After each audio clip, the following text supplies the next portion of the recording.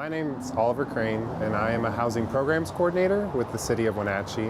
I have a background in education, and so I was a teacher for 4 years, and I saw that housing really impacted the students I was working with, and it could literally, losing their housing could pluck them out of my classroom and throw them into a limbo that would harm their education, harm their well-being, and really set them back. And I saw that happen as students came in September and left later in the year and then returned. It was kind of a carousel thing. And so I really came into this work thinking about the impact on families, parents and kids. And since then, I've learned more about the impact it has on everyone. And so it really drives me in this work.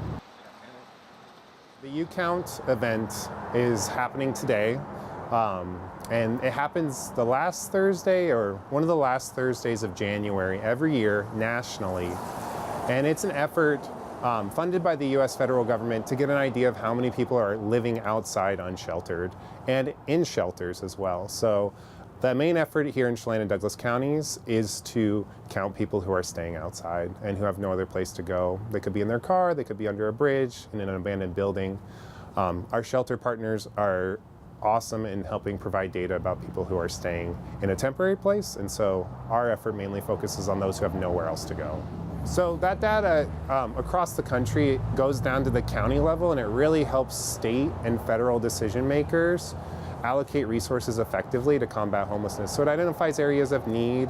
It really distinguishes between who has a place to stay, who can couch surf, who can find some housing resource, and who has nowhere to go, and who would need perhaps government assistance or some kind of assistance to obtain a place to stay. In 2018, we had 474 households who were homeless. The year before, we had 370. And so we're really curious this year to get out there. And those are people staying in temporary housing as well as those staying outside.